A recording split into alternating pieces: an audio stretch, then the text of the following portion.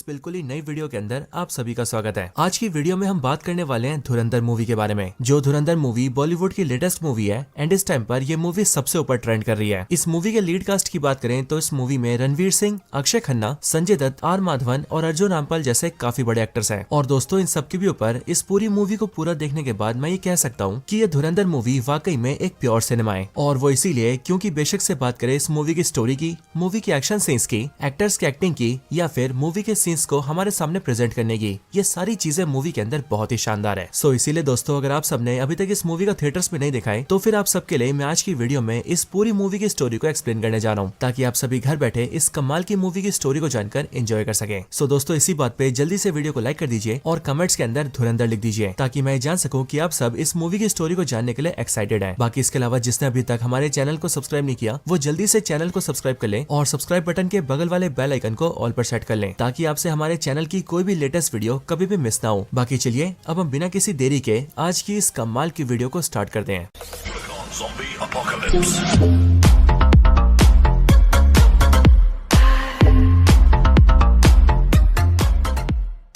तो दोस्तों धुरंधर मूवी की जो स्टोरी है वो मेनली साल 1999 और साल 2001 में होने वाले टेररिस्ट अटैक्स के ऊपर बेस्ड है। क्योंकि दोस्तों अगर आप सबको इंडिया की हिस्ट्री पता हो तो आप ये जानते होंगे कि साल 1999 और साल 2001 इन दोनों सालों में इंडिया के ऊपर काफी बड़े अटैक्स हुए थे, जिनमें से पहला एक प्लेन हाईजैक था और दूसरा पार्लियामेंट अटैक था। और दोस्तों इन अटैक्स को उन टेररिस्ट ग्रुप्स ने करवाया था जिन्हें पाकिस्तान कंट्री का बैकअप था। लेकिन सारी चीजें जानने के बाद भी इंडिया डायरेक्टली कुछ नहीं कर पाया था और वो इसीलिए क्योंकि उस टाइम पर पाकिस्तान कंट्री को अदर कंट्रीज का काफी ज्यादा सपोर्ट था, स्पेशली यूएसए और गल्फ कंट्रीज का। लेकिन अब क्योंकि इंडिया उस टाइम पर पाकिस्तान से अपने आप को डायरेक्टली प्रोटेक्ट नहीं कर पा रहा था, इसीलिए इंडिया ने स्टार्ट किया मिशन धुरंधर को। और दोस्तों इस पूरी मूवी के अंदर हम इसी मिशन धुरंधर को देखेंगे। सो अगर आप सभी को इस मूवी का कोर कॉन्सेप्ट समझ में आ गया हो तो फिर चलिए मूवी की स्टोरी को स्टार्ट करते हैं। तो दोस्तों धुरंधर मूवी की स्टोरी स्टार्ट होती है 30 दिसंबर साल 1999 से। मूवी के इस पहले सीन के अंदर हम अजय सन्याल से मिलते हैं जो कि इस टाइम पर इंडिया के इंटेलिजेंस ब्यूरो के डायरेक्टर होते हैं एंड इस कैरेक्टर को मूवी के अंदर प्ले किया है एक्टर आर माधवन ने। असल में यहाँ पर हमें पता लगता है कि इस टाइम पर इंडिया से एक उड़ने वाली फ्लाइट जो कि अफगानिस्तान जा रही थी, वो जैसे अफगानिस्तान के कंधार एयरपोर्ट पर पहुंचती है वैसे ही जैश ए मोहम्मद नाम का एक पाकिस्तानी टेररिस्ट ग्रुप इसे हाईजैक कर लेता है और इस प्लेन के अंदर जितने भी इंडियन सिविलियंस होते हैं उन सबको हॉस्टेजेस बना लिया जाता है। एंड उनकी डिमांड होती है कि वो इंडियन सिविलियंस को तभी छोड़ेंगे जब इंडिया उनके साथी टेररिस्टों को रिलीज कर देगा, क्योंकि इससे कुछ टाइम पहले इंडिया ने कई सारे आतंकवादियों को पकड़ा होता है और ये हाईजैक बेसिकली उन सबको छुड़वाने के लिए होता है। अब यहाँ पर इंडिया के पास कोई ऑप्शन नहीं होता, इसीलिए इंडियन इंटेलिजेंस ब्यूरो के डायरेक्टर यानी कि अजय सन्याल, उस टाइम के रॉ चीफ, फॉरेन मिनिस्टर और इवन प्राइम मिनिस्टर सबके सब उनके आगे झुक जाते हैं और आतंकवादियों की सारी शर्तें मानकर सिविलियंस को छुड़ा लेते हैं। लेकिन दोस्तों ये होने के लगभग 2 साल बाद यानी कि 13 दिसंबर 2001 को एक और बड़ी घटना होती है। इस दिन हम ये देखते हैं कि दिल्ली के पार्लियामेंट हाउस के बाहर एक एम्बेसडर कार में बैठकर 5 आतंकवादी आते हैं और वो फुल स्पीड में पहले तो बैरिकेडिंग तोड़ते हैं एंड फिर पार्लियामेंट के अंदर घुसकर अपने वेपन से आसपास के सारे पुलिस ऑफिसर्स को मार देते हैं और फिर उसके बाद तो पूरे पार्लियामेंट के अंदर हाहाकार मचा देते हैं। हालांकि सही टाइम पर वहाँ पर अजय सन्याल आ जाते हैं एंड वो अपनी टीम के साथ मिलकर उन सारे आतंकवादियों को खत्म कर देते हैं। और जब ये सब होने के बाद इंडिया वाले इस सारे मुद्दे को यूनाइटेड नेशंस एंड यूएस के सामने उठाते हैं, तब तो ना ही इंडिया को यूनाइटेड नेशंस में हेल्प मिलती है, ना ही यूएस से हेल्प करता है और ना ही पाकिस्तान के खिलाफ अदर कंट्रीज इंडिया का साथ देती हैं। और रही बात पाकिस्तान की तो उस टाइम पर यूएसए से लेकर बाकी सारी बड़ी कंट्रीज इवन गल्फ की सारी कंट्रीज भी पाकिस्तान के सपोर्ट में होती है और इसीलिए पाकिस्तान के मल्टीपल अटैक्स करने के बाद भी इंडिया उन्हें कोई जवाब नहीं दे पाता है। लेकिन अब मानो पानी सर से ऊपर जा चुका था और अब इसीलिए इस पार्लियामेंट अटैक के बाद इंटेलिजेंस ब्यूरो के डायरेक्टर यानी कि अजय सन्याल, रॉ के डायरेक्टर, फॉरेन मिनिस्टर और ऐसे बाकी सारे लोग मिलकर एक हाई लेवल की मीटिंग करते हैं और उस मीटिंग के अंदर ये तय किया जाता है कि अब पाकिस्तान को अंदर से वीक करने का और इंडिया को उससे बचाने का सिर्फ एक ही तरीका है एंड वो तरीका है मिशन धुरंधर। अब दोस्तों ये जो मिशन धुरंधर है ये बेसिकली इंडिया का एक ऐसा मास्टर प्लान है जिसका इस्तेमाल करके इंडिया वाले अपने एक सबसे काबिल एजेंट को पाकिस्तान के अंदर भेजेंगे और फिर उसके इस्तेमाल से पाकिस्तान को इंटरनली वीक करेंगे। और फिर इसीलिए जैसे इस मीटिंग में मिशन धुरंधर को मंजूरी मिलती है वैसे ही मानो ये मिशन स्टार्ट कर दिया जाता है। अब इसके बाद सीन शिफ्ट होता है और हम अगले सीन के अंदर अफगानिस्तान में रणवीर सिंह को देखते हैं और हमें पता लगता है कि रणवीर सिंह ही इंडिया का वो एजेंट है जो कि मिशन धुरंधर को पाकिस्तान में ऑपरेट करेगा, यानी कि वही धुरंधर है। अब दोस्तों इस मिशन के स्टार्ट होते हम ये देखते हैं कि रणवीर सिंह जो कि इंडिया का एजेंट है उसका नाम रखा जाता है हमजा अली और इस हमजा अली को सबसे पहले अफगानिस्तान भेजा जाता है। देन उसके बाद वो अपनी आइडेंटिटी एक बलूचिस्तान वाले की बनाता है और उसके जरिए पाकिस्तान में एंटर होता है। अब दोस्तों अगर आप सभी बलूचिस्तान के बारे में नहीं जानते तो मैं आपको बता दूं कि बलूचिस्तान बेसिकली वो रीजन है जो कि पाकिस्तान, अफगानिस्तान और ईरान के बीच में पड़ता है। जैसे कि आप सब इस टाइम पर अपने अपने सामने मैप पर देख सकते हैं। हालांकि मॉडर्न टाइम में बॉर्डर्स की वजह से ये बलूचिस्तान एरिया इन तीनों देशों में आपस में बढ़ चुका है। लेकिन दोस्तों एक्चुअल में बलूचिस्तान के अंदर जो भी लोग रहते हैं उनसे पाकिस्तानी लोग नफरत करते हैं। इवन बलूचिस्तान का जो पार्ट पाकिस्तान में भी आता है उस पार्ट के लोगों से भी बाकी लोग काफी नफरत करते हैं। और इसीलिए बलूचिस्तान के अंदर काफी सारे रेबल्स हैं जो कि हर टाइम अपने आप को पाकिस्तान से आजाद करने की कोशिश करती है, जिसके रिस्पॉन्स में बलूचिस्तान के बलूच रेबल्स एंड पाकिस्तान की मिलिट्री और आईएसआई इनके बीच हमेशा लड़ाई रहती है। और इस लड़ाई और झड़प के अंदर आईएसआई और पाकिस्तानी मिलिट्री वाले आए दिन बलूचिस्तान के रेबल्स को मारते ही रहते हैं। और दोस्तों मैंने आपको यहाँ पर बलूचिस्तान की हिस्ट्री भी इसीलिए बताई है क्योंकि रणवीर सिंह यानी कि हमजा अली एक बलूचिस्तान का बलूच रेबल बनकर अंदर आया है एंड मूवी में उसकी बलूच वाली आइडेंटिटी उसके मिशन में काफी बड़ा रोल प्ले करने वाली है। अब दोस्तों रणवीर सिंह यानी कि हमजा अली जैसी पाकिस्तान के अंदर एंटर होता है वैसी वो एंटर होते ही सीधा कराची में आता है और कराची के अंदर भी वो सीधा लियारी में आता है। अब दोस्तों ये जो लियारी है ये कराची के अंदर एक काफी पॉपुलर टाउन है और अब क्योंकि ये लियारी टाउन मूवी के लिए सबसे ज्यादा इंपॉर्टेंट है इसीलिए आप इस टाउन के बारे में ध्यान से जानना। अब रणवीर सिंह जैसे लियारी टाउन के अंदर आता है वैसे वो वहाँ पर एक इंडिया के दूसरे एजेंट से मिलता है जो एजेंट काफी सालों से यहाँ पर एक जूस की दुकान चला रहा था और उस एजेंट के साथ यहाँ पर 2-3 एजेंट्स और थे जो कि सब मिलकर काम किया करते थे और यहाँ से मिलने वाली सारी इन्फॉर्मेशन वो इंडिया तक पहुँचाते थे। लेकिन अब ये सब लोग धुरंधर मिशन को पूरा करने के लिए हमजा की हेल्प करेंगे। अब यहाँ पर जब हमजा इस दूसरे एजेंट से मिलता है यानी कि जो कि पाकिस्तान में यहाँ पर जूस की दुकान चला रहा है तब उससे मिलने के बाद वो हमजा की हेल्प करता है और उसने बेसिकली सालों से इस पूरे टाउन के बारे में क्या क्या जाना है वो सारी बातें हमजा को बताता है। वो हमजा को बताता है कि हमने इस पूरे मिशन के लिए पाकिस्तान के इस लियारी टाउन को इसलिए चुना है क्योंकि ये पूरा लियारी टाउन अपने आप में एक अलग ही साम्राज्य है और इसीलिए जो इस पूरे लियारी को रूल करता है उसका राज पूरे कराची पर होता है और जो पूरे कराची को रूल करता है उसका राज पूरे पाकिस्तान पर होता है एंड इसीलिए लियारी पर जिसकी पकड़ उसकी पकड़ पूरे पाकिस्तान पर। ये एजेंट रणवीर सिंह को यानी कि हमजा को ये बताता है कि इस पूरी लियारी के अंदर टोटल 3 डॉन है जिन तीनों डॉन के नाम है अरशद पप्पू, बाबू डकैत और तीसरा रहमान डकैत जिसे रहमान बलूच भी कहा जाता है। और वो इसीलिए क्योंकि तीसरा डॉन यानी कि रहमान बलूच एक बलूचिस्तान फैमिली से बिलोंग करता है और इसीलिए रहमान बलूच बलूचिस्तान के लोगों को सपोर्ट करता है और हमेशा उन्हीं के हक की बात करता है। बाकी दोस्तों जो रहमान बलूच है जिसे रहमान डकैत भी कहा जाता है वो दूसरे डॉन यानी कि बाबू डकैत का नाजायज बेटा है। लेकिन बड़े होकर जैसे रहमान डकैत को ये पता लगा कि बाबू डकैत उसका नाजायज बाप है वैसे ही उसने अपनी मदर को जान से मार दिया। बाकी दोस्तों इस पूरी लियारी टाउन के अंदर जो रहमान डकैत है वो पूरे 1/3 हिस्से को रूल करता है और बाकी बचे हुए 2/3 हिस्सों को रूल करते हैं बाबू डकैत और अरशद पप्पू। और रहमान डकैत से निपटने के लिए ये बाबू डकैत और अरशद पप्पू दोनों मिलकर काम करते हैं। अब यहाँ लियारी के अंदर हमजा का ये प्लान होता है कि अब क्योंकि वो एक बलूच बनकर आया है इसीलिए वो रहमान डकैत की गैंग में घुसेगा और गैंग में घुसने के लिए उसे बहुत ही जल्दी मौका भी मिलने वाला है। अब ऐसा इसीलिए क्योंकि रहमान डकैत के 2 बेटे हैं, एक बेटा 8 से 10 साल का है और दूसरा बेटा 19-20 साल का है। और ये जो रहमान डकैत का बड़ा बेटा है इसके दोस्त की कुछ ही दिन बाद शादी होने वाली है और अब क्योंकि शादी में रहमान डकैत का बेटा शामिल होने वाला है इसीलिए अरशद पप्पू और बाबू डकैत का ये प्लान है कि वो अपने आदमियों को भेजकर रहमान डकैत के बड़े बेटे को जान से मार देंगे। अब इंडिया के एजेंट्स इस बारे में सबको जान जाते हैं और इसीलिए उन्हें पता होता है कि कुछ दिनों बाद होने वाली शादी में रहमान डकैत के बड़े बेटे को मारा जाएगा और फिर इसीलिए हमजा और बाकी एजेंट्स ये प्लान करते हैं कि वो लोग उसी फायरिंग के अंदर रहमान डकैत के बड़े बेटे की जान बचाएंगे और ये चीज दिखाकर रहमान डकैत के सामने हीरो बन जाएंगे। यानी कि ऐसा करके वो लोग रहमान डकैत का भरोसा जीत लेंगे और उसकी गैंग में बड़े आराम से शामिल हो जाएंगे। अब इसके बाद जिस दिन शादी होती है उस दिन हमजा और बाकी सारे एजेंट्स उस शादी के अंदर वेटर का काम करते हैं क्योंकि उन्हीं की दुकान को वहाँ पर खाने का कॉन्ट्रैक्ट मिला होता है। और फिर इसीलिए उसके कुछ टाइम बाद ही रहमान डकैत के बेटे की एंट्री होती है। लेकिन हमजा और बाकी एजेंट्स ही देखते हैं कि वहाँ पर रहमान डकैत का बेटा अकेला नहीं आया बल्कि वो वहाँ पर अपने छोटे भाई को भी लाया होता है और इसीलिए हमजा और बाकी एजेंट्स ये सोचकर परेशान हो जाते हैं कि अब जो फायरिंग होने वाली है उसमें दोनों बेटों को कैसे बचाया जाए। हालांकि उनके इतना सोचते ही वहाँ पर कई सारे गनमैन आते हैं जो कि एक्चुअल में बाबू डकैत और अरशद पप्पू के आदमी होते हैं और वो पूरी शादी के अंदर फायरिंग स्टार्ट कर देते हैं। लेकिन हमजा और उसके एजेंट्स मिलकर रहमान डकैत के दोनों बेटों को बचा लेते हैं। लेकिन तब भी एट द एंड वो सारे गुंडे मिलकर रहमान डकैत के बड़े बेटे को गोलियों से छन्नी कर देते हैं और उसे जान से मार देते हैं। अब ये देखकर हमजा और बाकी एजेंट्स को कुछ समझ नहीं आता क्योंकि उनका पूरा मिशन फेल हो चुका था क्योंकि उनका तो प्लान ही यही था कि रहमान डकैत के बड़े बेटे पर जब हमला हो तब वो लोग उसे हमले से बचा ले और रहमान डकैत के सामने भरोसा जीत ले। लेकिन यहाँ पर वो लोग रहमान डकैत के बड़े बेटे को बचाने में फेल हो चुके हैं। लेकिन अब इसके बावजूद भी हमजा हार नहीं मानता और वो नया तरीका निकालता है। अब एक्चुअली में उसने छोटे बेटे की जान तो बचाई होती है और अब इसीलिए वो छोटे बेटे के सामने ये तमाशा करता है कि वो बड़े बेटे की जान बचाने की कोशिश कर रहा है। वो जल्दी से बड़े बेटे की लाश को उठाता है और उसे हॉस्पिटल लेकर जाता है एंड डॉक्टर्स के सामने चिल्लाते हुए कहता है कि जल्दी से वो लोग इसका इलाज कर दें। लेकिन एज ऑफ कोर्स उसकी जान चली जाती है। अब रहमान डकैत को जैसे इस बारे में पता लगता है वैसे वो अपने आदमियों के साथ सीधा हॉस्पिटल आता है और हॉस्पिटल आकर वो सबसे पहले अपने छोटे बेटे से मिलता है जिसके बाद ही उसका छोटा बेटा उसे सारी कहानी समझाते हुए कहता है कि जब उसके और उसके बड़े भाई पर हमला हुआ तब हमजा नाम के इस आदमी ने हम दोनों की जान बचाने की कोशिश की और जब बड़े भाई को गोली लगी तो यही हॉस्पिटल लेकर भी आया। इन बातों को सुनने के बाद रहमान डकैत पहले तो अपने बेटे की लाश देखता है और उसे देखकर काफी रोता है। लेकिन फिर उसके बाद वो हमजा से मिलता है और अपने छोटे बेटे की जान बचाने के लिए उसे शुक्रिया अदा करते हुए कुछ पैसे देने की कोशिश करता है। लेकिन हमजा पैसा लेने से मना करता है और वो रहमान डकैत से कहता है कि वो उसे अपना हीरो मानता है। असल में वो भी रहमान डकैत की तरह एक बलूच है और जिस तरह से रहमान डकैत बाकी सारे बलूचों के हक के लिए खड़ा होता है वो देखकर हमजा को बहुत ही ज्यादा अच्छा लगता है और इसलिए वो भी रहमान डकैत की गैंग में आना चाहता है और उसके साथ काम करना चाहता है। अब दोस्तों हमजा ने अब तक जो भी कुछ किया था उससे उसने रहमान डकैत का भरोसा तो जीत ही लिया था, साथ ही उसने पैसे ना लेकर रहमान डकैत को ये भी दिखा दिया कि उसे पैसों का कोई लालच नहीं है। एंड अब इसीलिए रहमान डकैत हमजा को गैंग में शामिल कर लेता है और उसे धीरे धीरे करके अपने गैंग की सारी जानकारी देने लगता है। लेकिन दोस्तों अब यहीं पर ही रहमान डकैत ये प्लान करता है कि अब वो बाबू डकैत को जान से मार देगा, क्योंकि उसी के आदमियों ने उसके बड़े बेटे की जान ली है। लेकिन दोस्तों रहमान डकैत कुछ करता कि उससे पहले हम ये देखते हैं कि उसी हॉस्पिटल के अंदर रहमान डकैत से मिलने के लिए लियारी टाउन का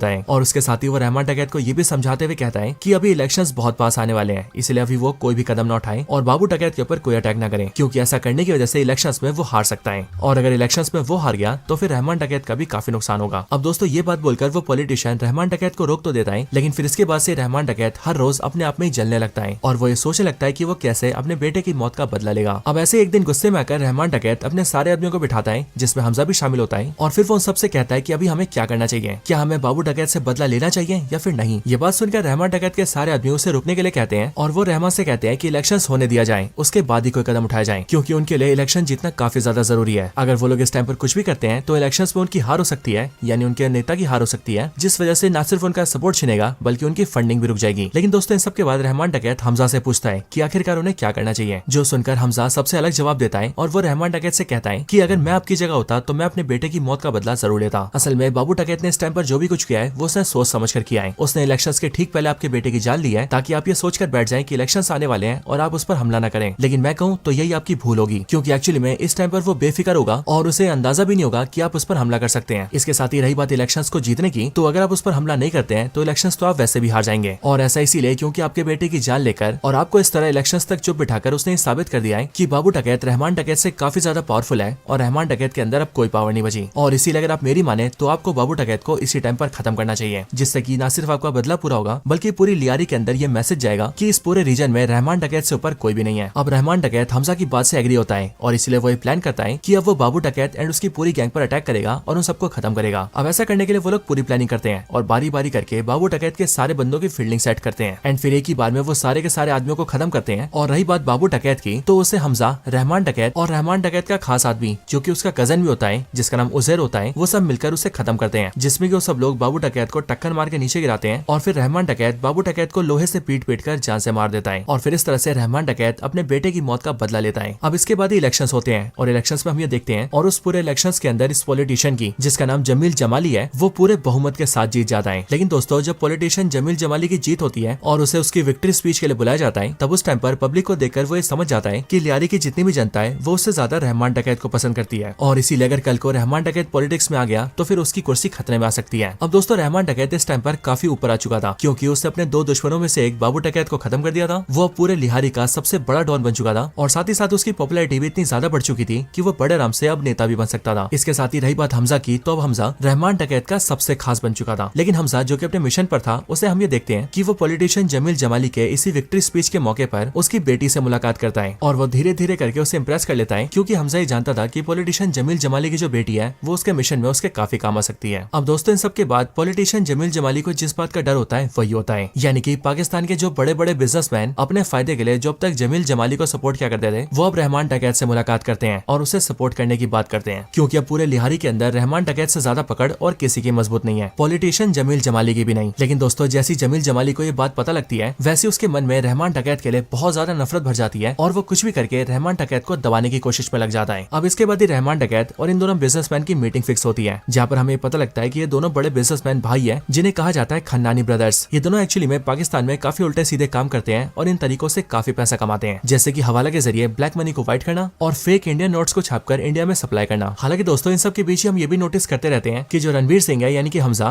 वो अपने बाकी सारे एजेंट्स के साथ मिलकर जो भी बड़ी जानकारी मिलती है उसे इंडिया भी पहुंचाता है और अब तक उसे सबसे बड़ी जानकारी ये मिली होती है कि पाकिस्तान के दोनों बिजनेसमैन भाई यानी कि खन्नानी ब्रदर्स इंडिया के फेक 500 और 1000 के नोट्स को छापकर इंडिया में सप्लाई करते हैं और इंडिया की करेंसी को वीक करके इंडिया को नुकसान पहुंचाते हैं। हालांकि दोस्तों इसके बाद अगले सीन में हम ये देखते हैं कि रहमान डकैत हमजा, उजैर और अपने कुछ खास आदमियों के साथ मिलकर खन्नानी ब्रदर्स से मीटिंग करने आता है, जहाँ पर खन्नानी ब्रदर्स उसे मिलवाते हैं आईएसआई के हेड से। ये एक्चुअली में आईएसआई का एक बहुत ही बड़ा एजेंट होता है जिसका नाम होता है मेजर इकबाल। और दोस्तों इस मेजर इकबाल को मूवी के अंदर प्ले किया है अर्जुन रामपाल ने। एंड सही बताऊं तो मूवी में इनकी एक्टिंग मुझे सबसे आइकॉनिक लगी। ये आईएसआई का मेजर इकबाल यहाँ पर रहमान डकैत से मीटिंग करता है एंड वो उससे कहता है कि उसे रहमान डकैत से बहुत सारे वेपन्स चाहिए, लेकिन बात यह है कि उसे वो सारे वेपन्स चाहिए जो कि रशिया और अमेरिका बनाता है, क्योंकि एक्चुअली में उसका ये प्लान है कि वो रशियन और अमेरिकन मेड्स वेपन्स को लेगा, उन वेपन्स को अपने देश के टेररिस्ट ग्रुप्स को देगा और उन टेररिस्टों के जरिए इंडिया के अंदर टेरर को बढ़ावा देगा, जैसे कि सिविलियंस को मारना, बॉम्ब ब्लास्ट करना और इस तरह के बाकी सारे काम। अब दोस्तों इस मीटिंग में बैठे हुए सभी लोगों को ये पता होता है कि इस तरह के सारे रशियन और अमेरिकन मेड वेपन्स जो हैं वो उन सबको बलूचिस्तान से मिल सकते हैं, क्योंकि बलूचिस्तान के हेड के पास ये सारे वेपन्स का एक्सेस है। लेकिन दोस्तों अब क्योंकि आईएसआई और बलूचिस्तान के रेबल्स के बीच हमेशा दुश्मनी रहती है और वो आए दिन बलूच रेबल्स को मारते रहते हैं, इसलिए आईएसआई डायरेक्टली उनसे डील नहीं कर सकता। और इसीलिए आईएसआई का मेजर इकबाल ये चाहता है कि रहमान डकैत उनके लिए बलूच रेबल से डील करे और वो सारे वेपन्स लाकर उन्हें दे, बदले में वो जितना पैसा बोलेंगे वो उन्हें देने को राजी है। और दोस्तों रहमान डकैत भी इसीलिए क्योंकि रहमान डकैत खुद ही एक बलूच था, वो अपनी गैंग में बलूचों को रखता था और साथ ही साथ वो बलूच रेबल्स के लिए काफी काम करता था। एंड इसीलिए जितने भी बलूचिस्तान के बलूच रेबल्स हैं वो सभी रहमान डकैत को एक मसीहा की तरह देखते हैं और उसे काफी सम्मान करते हैं, जिस वजह से रहमान डकैत को वो लोग वेपन्स के लिए कभी मना नहीं करेंगे। अब रहमान डकैत इस डील को हाँ कर देता है, जिसके बाद ही रहमान डकैत अपने आदमियों के साथ मिलकर सीधा बलूचिस्तान जाता है और वहाँ पर बलूच रेबल्स के हेड से मिलता है और उनसे हथियारों के लिए डील कर लेता है, जिसके बाद वो बलूच रेबल्स का हेड भी उन्हें सारे हथियार सप्लाई कर देता है, जिसके बाद बहुत सारे अमेरिकन और रशियन मेड वेपन्स रहमान डकैत के पास आ जाते हैं, जिन्हें वो आगे चलकर सौंपने वाला है आईएसआई के मेजर इकबाल को। हालांकि दोस्तों इसी बीच हम पॉलिटिशियन जमील जमाली से मिलते हैं, जो कि पूरी तरह से प्लान कर चुका था कि उसे रहमान डकैत को रास्ते से हटाना है, क्योंकि रहमान डकैत की बढ़ती पॉपुलैरिटी और पावर बहुत ही जल्दी उससे उसकी कुर्सी छीनने वाली है। अब ऐसा करने के लिए वो एसपी चौधरी को मिलने बुलाता है और दोस्तों हमें पता लगता है कि एसपी चौधरी और कोई नहीं बल्कि एक्टर संजय दत्त है। हमें पता लगता है कि एसपी चौधरी असल में पुलिस में एसपी है, लेकिन 5 साल पहले जमील जमाली ने उसे सस्पेंड करवा दिया था और वो भी इसीलिए क्योंकि ये बहुत ज्यादा ईमानदार था और ये अपने पूरे इलाके में गुंडागर्दी को खत्म करके रखता था। लेकिन अब क्योंकि जमील जमाली ये चाहता है कि उसके इलाके से रहमान डकैत मारा जाए और गुंडागर्दी खत्म हो जाए, इसीलिए वो एसपी चौधरी को अपने पास बुलाकर उससे कहता है कि वो उसकी पोस्टिंग फिर से लियारी में कर रहा है ताकि वो रहमान डकैत को खत्म कर दे, यानी कि उसका एनकाउंटर करके ये दिखाए कि वो मारा गया। लेकिन दोस्तों एसपी चौधरी जमील जमाली से ऐसा करने से मना कर देता है और वो इसीलिए क्योंकि वो जमील जमाली से कहता है कि लियारी के अंदर जितनी भी पुलिस है वो पूरी की पूरी पुलिस रहमान डकैत की जेब में है, इसीलिए अगर मैं रहमान डकैत को पकड़ने या उसका एनकाउंटर करने पुलिस वालों को लेकर भी जाऊंगा तो वो मेरी पुलिस से मुझे ठुकवा देगा और इसीलिए मैं चाहता हूँ कि मुझे खुद की टीम दी जाए जिस टीम के बंदे मैं खुद ही चुनूंगा। साथ ही साथ लियारी में मेरा एक खुफिया ऑफिस होगा जिसके बारे में किसी को पता नहीं होगा। अगर आप ये सब एग्री करते हैं तो मैं पोस्टिंग लेने के लिए हाँ बोलता हूँ। पॉलिटिशियन जमील जमाली एसपी चौधरी की शर्त मान जाता है और वो उसे उसकी स्पेशल टास्क फोर्स देता है, जिसकी हेल्प से एसपी चौधरी रहमान डकैत को पकड़ के उसका एनकाउंटर कर सकता है। अब दोस्तों इन सब के बीच ही हमजा और जमील जमाली की बेटी की लव स्टोरी चल रही होती है और इसीलिए जब एक दिन वो दोनों साथ बैठे होते हैं तब उस टाइम पर ही हमजा एसपी चौधरी की फोटो देख रहा होता है, क्योंकि उसकी पोस्टिंग लियारी टाउन के अंदर फिर से कर दी गई है। लेकिन एसपी चौधरी की फोटो देखकर जमील जमाली की बेटी हमजा से कहती है कि वो इसको पहले से जानती है, क्योंकि ये आदमी उसके फादर से मिलने उसके घर अक्सर आता है। इस बात को सुनते हमजा ये समझ जाता है कि कुछ ना कुछ तो गंडगोल चल रहा है और इसीलिए वो जमील जमाली की बेटी से कहता है कि अगली बार वो जब भी आए तब वो उसके बारे में सारी बातें सुने और हो सके तो रिकॉर्ड भी कर ले, जो सुनकर जमील जमाली की बेटी हमजा को हाँ बोल देती है। बाकी दोस्तों कहानी में आगे हम ये देखते हैं कि रहमान डकैत ने बलूच रेबल से जो भी हथियार उठाए थे, यानी कि जो भी रशियन और अमेरिकन मेड हथियार उठाए थे, वो उन सबको ले जाकर आईएसआई को देता है और आईएसआई के मेजर इकबाल के हाथों में सौंपता है। इन हथियारों को लेकर मेजर इकबाल उन सबको बताता है कि असल में वो इन सारे हथियारों का इस्तेमाल इंडिया में करेगा और ऐसा करने के लिए वो काफी सारे आतंकवादियों को बुलाता है और उन सारे हथियारों को उन्हें सौंप देता है, जिसके बाद वो सबके सामने ही बताता है कि अब उनका ये प्लान है कि अब वो बहुत ही जल्द सीधा पानी के रास्ते हुए इंडिया में घुसेंगे और इंडिया में बहुत ही बड़े बड़े टेरर अटैक्स करेंगे, ऐसे अटैक्स जिससे इंडिया पूरी तरह से टूट जाएगा। अब इन सभी के बीच बैठकर जैसी हमजा ये सारी बातें सुनता है वैसी वो जल्दी से इंडिया के अंदर ये सारी खबरें भेज देता है, जिसके बाद इंडिया के इंटेलिजेंस वाले इन सारी बातों को जान तो जाते हैं, लेकिन अब हम उनकी लापरवाही कहें या फिर उनकी इनएफिशिएंसी, वो किसी भी टेरर अटैक को रोकने में नाकामयाबी रहते हैं। क्योंकि असल में दोस्तों इस टाइम पर मेजर इकबाल जिस टेरर अटैक को प्लान कर रहा था वो टेरर अटैक था साल 2008 में होने वाला 26/11, और जैसा कि हम सब जानते ही हैं कि इंडियन इंटेलिजेंस 26/11 के अटैक को रोकने में फेल हो गई थी। हालांकि दोस्तों इस टाइम पर हमजा अपना काम पूरा करता है और वो इंटेलिजेंस जल्दी से इंडिया भेज देता है और इंडिया की सारी इंटेलिजेंस टीम को ये बात तो बता ही देता है कि आने वाले टाइम में पाकिस्तान इंडिया में काफी बड़े बड़े टेरर अटैक्स करवाने वाला है। लेकिन दोस्तों इतने में हम लिहारी सिटी के अंदर ये देखते हैं कि पॉलिटिशियन जमील जमाली एसपी चौधरी के जरिए अपना काम करवाना स्टार्ट कर देता है और वो प्लान स्टार्ट कर देता है रहमान डकैत का एनकाउंटर करने का। ऐसा करने के लिए वो सबसे पहले रहमान डकैत के घर के अंदर जो नौकर होता है उसके जरिए रहमान डकैत के छोटे बेटे के खाने में कुछ उल्टा सीधा मिलवा देता है, जिसे खाकर रहमान डकैत के छोटे बेटे की हालत बहुत खराब हो जाती है और इसीलिए रहमान डकैत जल्दी जल्दी में अपनी वाइफ के साथ अपने बेटे को गाड़ी में लेता है और बहुत ही कम आदमियों के साथ सीधा हॉस्पिटल निकल जाता है और फिर इस तरह से वो एसपी चौधरी के ट्रैप में फंस जाता है, क्योंकि फिर रास्ते में एसपी चौधरी उसे पकड़ लेता है और वो उसे अरेस्ट करके अपनी गाड़ी में बैठा कर ले जाता है। अब जाहिर है यहाँ पर एसपी चौधरी का यही प्लान था था कि वो दिखाएगा तो यही कि वो रहमान डकैत को अरेस्ट करके पुलिस थाने ले जा रहा है, लेकिन रास्ते में रहमान डकैत ने भागने की कोशिश की, जिसके रिस्पॉन्स में उसने रहमान डकैत का एनकाउंटर कर दिया। लेकिन दोस्तों अब इसी बीच ये सारी खबर हमजा, उजैर और रहमान डकैत के बाकी साथियों को मिलती है। लेकिन खबर जानने के साथ ही हमजा को जमील जमाली की बेटी का फोन आता है, जो कि उसे एक वीडियो भेजकर दिखाती है कि उसने अपने फादर और एसपी चौधरी की बातचीत को रिकॉर्ड कर लिया है। अब इस वीडियो रिकॉर्डिंग में हमजा ये देखता है कि पॉलिटिशियन जमील जमाली, एसपी चौधरी और अरशद पप्पू तीनों बैठकर मीटिंग कर रहे हैं। और इस वीडियो के अंदर हमें साफ दिखता है कि पॉलिटिशियन जमील जमाली एसपी चौधरी से कहता है कि तुम रहमान डकैत को पकड़कर उसे एनकाउंटर में जान से मार दो। इस तरह से वो रास्ते से हट जाएगा। बाबू डकैत ऑलरेडी मर चुका है और फिर इसीलिए पूरा एरिया अरशद पप्पू का होगा, जिसके बाद से अरशद पप्पू जमील जमाली के हिसाब से काम करेगा। क्योंकि दोस्तों आप सबको तो ये पता ही होगा कि अक्सर बहुत से पॉलिटिशियंस होते हैं जो कि गुंडों को अपने सपोर्ट में तो रखते हैं, लेकिन वो ये नहीं चाहते कि कोई भी गुंडा उनके ऊपर जाए। और अब क्योंकि रहमान डकैत काफी ज्यादा पॉपुलर हो चुका था और वह जमील जमाली से ऊपर जा चुका था, इसीलिए जमील जमाली अब उसे रास्ते से हटाना चाहता है एंड अपने काम अरशद पप्पू से करवाना चाहता है। और अब इसीलिए रहमान डकैत के मरने से इन तीनों का काम आसान हो जाएगा। जमील जमाली की कुर्सी बची रह जाएगी, अरशद पप्पू को पूरे लियारी का कंट्रोल मिल जाएगा और एसपी चौधरी जो कि रहमान डकैत को बहुत टाइम से निपटाना चाहता है वो उसे निपटा देगा। लेकिन दोस्तों हमजा को जैसी वीडियो मिलती है वैसी वो वीडियो देखने के बाद ही जमील जमाली की बेटी को अपने घर जाने के लिए कहता है।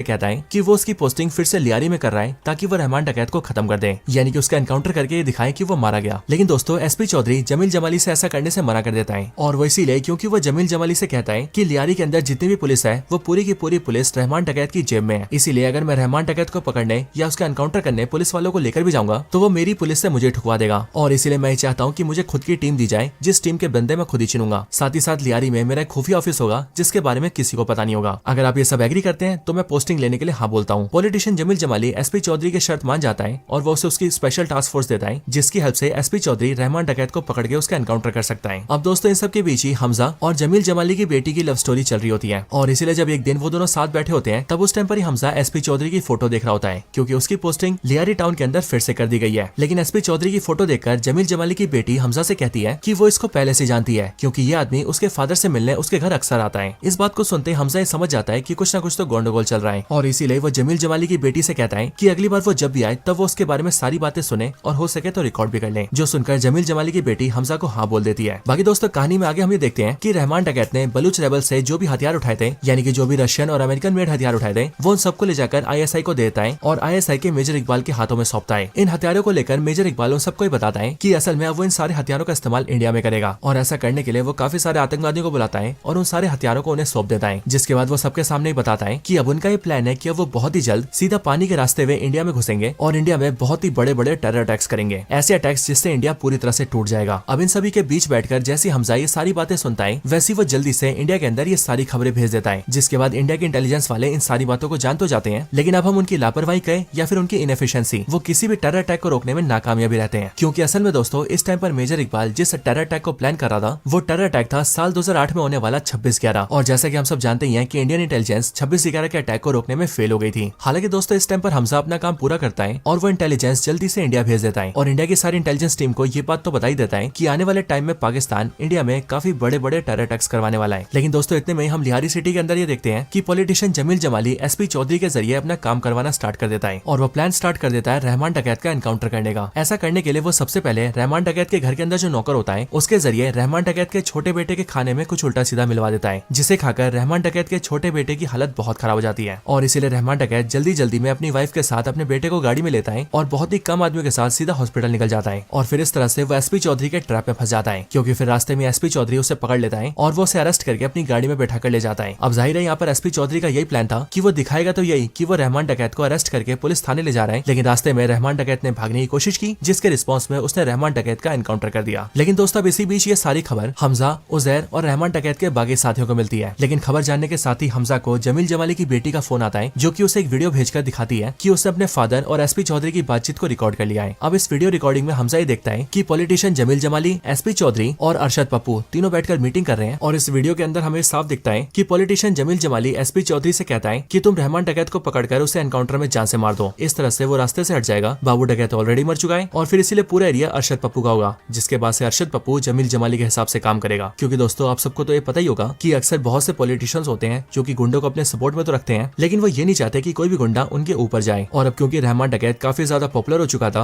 और वह जमील जमाली से ऊपर जा चुका था, इसीलिए जमील जमाली अब उसे रास्ते से हटाना चाहता है एंड अपने काम अरशद पप्पू से करवाना चाहता है। और अब इसीलिए रहमान डकैत के मरने से इन तीनों का काम आसान हो जाएगा। जमील जमाली की कुर्सी बची रह जाएगी, अरशद पप्पू को पूरे लियारी का कंट्रोल मिल जाएगा और एसपी चौधरी जो कि रहमान डकैत को बहुत टाइम से निपटाना चाहता है वो उसे निपटा देगा। लेकिन दोस्तों हमजा को जैसी वीडियो मिलती है वैसी वो वीडियो देखने के बाद ही जमील जमाली की बेटी को अपने घर जाने के लिए कहता है और वो उसे अपने घर में बुला के उसका फोन बंद करवा देता है ताकि वो अपने फादर से कांटेक्ट न कर पाए। एंड देन इसके बाद ही हमजा जमील जमाली को वीडियो भेजता है और वो उससे कहता है कि वो उसके पूरे प्लान को जान चुका है। अगर उसने रहमान डकैत की डेथ को नहीं रुकवाया तो वो उसकी वीडियो वायरल कर देगा और न्यूज में डाल देगा, जिसके बाद उसकी रेपुटेशन गिर जाएगी और उसकी कुर्सी भी चली जाएगी। और अगर वो ऐसा नहीं चाहता तो वो रहमान डकैत की डेथ को रुकवा दे। अब ये सुनकर पॉलिटिशियन जमील जमाली काफी डर जाता है और इसीलिए वो एसपी चौधरी को फोन करके कहता है कि वो रहमान डकैत के एनकाउंटर को रोक दे। लेकिन एसपी चौधरी उसकी बात मानने से मना कर देता है एंड वो कहता है कि वो रहमान डकैत को मार कर ही रहेगा। ये बात सुनकर जमील जमाली जल्दी से बात हमजा को बताता है और फिर इसीलिए हमजा दूसरा तरीका लगाता है एंड वो जमील जमाली से कहता है कि वो उसे एसपी चौधरी का खुफिया ऑफिस बताए, क्योंकि दोस्तों जमील जमाली की बेटी के जरिए हमजा को उस ऑफिस के बारे में पता चल चुका था। वो जमील जमाली के मुंह से जल्दी से एसपी चौधरी की खुफिया ऑफिस का पता ढूंढता है और अपने सारे आदमियों को लेकर सीधा वहां पहुंचता है और वहां के सारे पुलिस ऑफिसर्स को बहुत बुरी तरह से मारता है एंड उन सब के ऊपर पेट्रोल डाल देता है। और फिर वो एसपी चौधरी को वीडियो कॉल करके बताता है कि अभी अगर उसने रहमान डकैत को नहीं छोड़ा तो फिर वो इस ऑफिस में मौजूद 40 से भी ज्यादा ऑफिसर्स को जान से मार देगा। अब अपने ऑफिसर्स को बचाने के लिए एसपी चौधरी रहमान डकैत को छोड़ देता है और वो रहमान डकैत को हमजा के हाथों में सौंप देता है। लेकिन दोस्तों अब इन सब के बाद वो दिन आता है जिस दिन इंडिया में 26/11 का अटैक हुआ था, यानी कि 26 नवंबर साल 2008। और इस दिन आईएसआई वाले स्पेशली मेजर इकबाल इंडिया में अपने आतंकवादियों के जरिए इस अटैक को करवा देता है और वो टीवी पर इस पूरे अटैक को सबको दिखाता है। लेकिन दोस्तों जैसे 26/11 के टेरर अटैक को हमजा देखता है वैसे वो अंदर से बहुत ज्यादा टूट जाता है, क्योंकि उसने इस अटैक को रोकने के लिए सारी की सारी खबरें इंडिया तक पहुंचा दी थी। लेकिन तब भी वो देखता है कि इंडिया की इंटेलिजेंस इस अटैक को रोक नहीं पाई और उसके देश को इतना बड़ा नुकसान झेलना पड़ा। और इसीलिए इस अटैक को देखकर हमजा भी अंदर से बहुत ज्यादा दुखी हो जाता है। लेकिन फिर इसके बाद वो इतने ज्यादा गुस्से में आता है कि अब वो ये ठान लेता है कि अब वो कुछ भी करके इन सबको खत्म करेगा और वो इस पूरी लियारी का कंट्रोल अपने हाथों में लेगा एंड पूरे पाकिस्तान को अपने घुटनों पर लाकर खड़ा करेगा। लेकिन जाहिर सी बात है दोस्तों हमजा ऐसा काम बल से नहीं बल्कि अकल से ही कर सकता है। और अब इसीलिए वो सबसे पहले प्लान बनाता है रहमान डकैत को रास्ते से हटाने का एंड पूरी लियारी पर कंट्रोल करने का। अब ऐसा करने के लिए वो पॉलिटिशियन जमील जमाली से मिलता है एंड वो उसे कहता है कि मैं जानता हूँ कि तुम रहमान डकैत को रास्ते से हटाना चाहते हो और अब बात यह है कि इस काम में मैं तुम्हारा साथ दूंगा। हमजा जमील जमाली से कहता है कि तुम्हारी बेटी मुझसे प्यार करती है, इसलिए तुम मुझसे मेरी शादी करवा दो, जिसके बाद मैं तुम्हारा दामाद बन जाऊंगा और फिर तुम्हारा दामाद बनने के बाद हम लोग सब मिलकर रहमान डकैत को रास्ते से हटा देंगे और उसे जान से मार देंगे, जिसके बाद पूरी लियारी पर मेरा कंट्रोल होगा। और अब क्योंकि मैं तुम्हारा दामाद हूँ इसीलिए मेरे जरिए तुम्हारा कंट्रोल होगा, यानी कि अगर पावर आती भी है तो वो हमारे परिवार में आएगी, यानी कि तुम्हारे हाथ में। अब पॉलिटिशियन जमील जमाली को हमजा की बात ठीक लगती है और इसीलिए वो उससे अपनी बेटी की शादी करवाता है, उसे अपना दामाद बनाता है एंड फिर उसके और एसपी चौधरी के साथ मिलकर ये प्लान बनाता है कि अब वो सब लोग मिलकर रहमान डकैत को रास्ते से हटाएंगे। अब इसके आगे चलकर आईएसआई का मेजर इकबाल रहमान डकैत से और भी कई सारे वेपन्स मंगवाता है एंड इसीलिए वो लोग डिसाइड करते हैं कि वो लोग वेपन्स को बहुत ही जल्दी उन्हें सौंप देंगे। लेकिन अब जिस दिन उन्हें वेपन्स की डिलीवरी लेनी होती है उसी दिन रहमान डकैत को एक पानी के डैम का उद्घाटन करना होता है और इसीलिए वो उद्घाटन करने जाता है एंड उसी बीच डिलीवरी के लिए हमजा, उजैर और बाकी सारे साथियों को भेज देता है, जिस वजह से आज के दिन रहमान डकैत के साथ बहुत ही कम लोग रह जाते हैं और इसीलिए आज का ये दिन हमजा के लिए परफेक्ट होता है रहमान डकैत को मरवाने के लिए। और फिर इसीलिए वो एसपी चौधरी से बोलकर रहमान डकैत की पूरी फील्डिंग सेट करवा देता है और रहमान को गाड़ी में बिठाकर जंगल के रास्ते से सीधा सुनसान सड़क पर ले जाता है। अब एक ही दिन इतनी सारी अजीब चीजों को देखकर रहमान डकैत को डाउट हो जाता है और इसीलिए वो हमजा से गाड़ी रोकने के लिए कहता है एंड उसके बाकी साथियों को बुलाने के लिए कहता है। लेकिन हमजा उसकी बात नहीं मानता और वो गाड़ी कंटिन्यूसली चलाता है, जो चीज देखकर रहमान डकैत ये समझ जाता है कि वो उसे धोखा दे रहा है और हो ना हो वो उसे मरवाना चाहता है, जिस वजह से रहमान डकैत चलती गाड़ी में ही हमजा के ऊपर अटैक कर देता है। लेकिन तब भी हमजा किसी तरह से गाड़ी को आगे ले जाता है और गाड़ी को ठोक देता है एंड खुद गाड़ी से निकलकर भाग जाता है, जिसके बाद एसपी चौधरी एंड उसकी पूरी टास्क फोर्स की टीम वहाँ पर आती है और वो रहमान डकैत एंड उसके साथ के 1-2 आदमियों पर अटैक कर देते हैं। लेकिन दोस्तों इस शूट आउट के होने के बाद भी रहमान डकैत जल्दी से भागते हुए जंगल में घुस जाता है और सीधा हमजा का पीछा करता है ताकि वो उसे मारकर अपना बदला ले सके। बाकी इधर इतने में हम ये देखते हैं कि एसपी चौधरी की पूरी टीम मिलकर रहमान डकैत के साथियों को जान से मार देती है और फिर इसीलिए एसपी चौधरी भी रहमान डकैत के पीछे जाता है, यानी कि सबसे आगे आगे हमजा, उसके पीछे रहमान डकैत और रहमान डकैत के पीछे एसपी चौधरी। जिसके बाद जंगल में हम ये देखते हैं कि एसपी चौधरी और रहमान डकैत की भिड़ंत होती है और इस भिड़ंत के बीच ही हमजा वहाँ पर आता है, जिसके बाद ही वो दोनों मिलकर रहमान डकैत पर भारी पड़ते हैं और at the end SP Chaudhary Rahman डकैत के गले में गोली मारता है। और फिर यहीं पर ही हमें ये भी पता लगता है कि एसपी चौधरी ने रहमान डकैत की सर की बजाय उसके गले पर वो भी साइड में गोली क्यों मारी। इसी टाइम पर फ्लैशबैक आता है, जिस फ्लैशबैक में हम ये देखते हैं कि प्लानिंग के टाइम पर ही हमजा ने एसपी चौधरी से कहा था कि जब वो लोग रहमान डकैत को पकड़ लेंगे और उसे मारने वाले होंगे तब एसपी चौधरी को उसे गोली तो मारनी है, लेकिन मेक श्योर ये करना है कि गोली लगने के बाद भी रहमान डकैत आधे घंटे तक जिंदा रहे। और दोस्तों वो किस लिए वो हमें आगे पता लगता है। एक्चुअली में जैसी रहमान डकैत के गले में गोली लगती है वैसे हमजा अपना प्लान स्टार्ट करता है और वो रहमान डकैत को अपने कंधे पर डालता है और रास्ते में एक रिक्शा को रुकवाकर सीधा हॉस्पिटल जाता है। आता है और वो रिक्शा वाले के सामने ऐसा दिखाता है कि रहमान डकैत को एसपी चौधरी ने गोली मारी है और वो यानी कि हमजा उसकी जान बचाने की कोशिश कर रहा है। साथ ही साथ वो रास्ते में उजैर को भी फोन कर देता है और वो सारे साथियों को भी यही कहानी सुनाता है कि एसपी चौधरी ने भाई को गोली मार दी है और मैं उन्हें हॉस्पिटल लेकर जा रहा हूँ। इसके बाद वो उसे हॉस्पिटल लेकर पहुंचता है, लेकिन एज ऑफ कोर्स हॉस्पिटल पहुंचते पहुंचते रहमान डकैत की जान चली जाती है। लेकिन यहाँ पर हमजा का प्लान पूरी तरह से कामयाब रहता है, क्योंकि इसके आगे सारे न्यूज चैनल्स पर यही न्यूज चलती है कि एसपी चौधरी ने रहमान डकैत को गोली मारी और हमजा ने उसकी जान बचाने की कोशिश की। और फिर ये चीज दिखाकर हमजा पूरे लियारी सिटी के अंदर हीरो बन जाता है और वो किसी को भी इस बात की भनक भी नहीं होने देता कि उसने खुद ने रहमान डकैत को मरवाया है। अब दोस्तों ये मूवी एंडिंग में आ जाती है, जहाँ पर हमें फिर से इंडिया का सीन दिखाया जाता है और हमें पता लगता है कि आखिरकार हमजा है तो है कौन। और फिर हम ये जानते हैं कि हमजा का असली नाम जसकीरत सिंह रंगी है, जो कि एक ऐसा आदमी है जो कि अपनी पूरी फैमिली को खो चुका है एंड उसे खुद को भी फांसी की सजा होने वाली थी। लेकिन फिर उस टाइम पर ही आईबी का डायरेक्टर यानी कि अजय संगाल उससे मिलता है और वो उसे देश के काम आने का मौका देता है, जिसे जसकीरत सिंह अपना लेता है और फिर वो इंडिया का एजेंट बनके पाकिस्तान के अंदर मिशन धुरंधर को पूरा करता है। लेकिन दोस्तों अब ये कहानी यहीं पर खत्म होती है, बट मूवी के खत्म होने के साथ ही हमें बताया जाता है कि अभी ये मूवी तो खत्म है बट इस मूवी की स्टोरी नहीं। और ऐसा इसीलिए क्योंकि अगले साल के मार्च महीने के अंदर इस मूवी का सेकंड पार्ट आएगा एंड उसी के अंदर इस धुरंधर की पूरी स्टोरी खत्म होगी। बाकी दोस्तों आपको इस मूवी की स्टोरी कैसी लगी या मुझे कमेंट्स में जरूर बताना, और अगर आपको वीडियो पसंद आई हो तो वीडियो को लाइक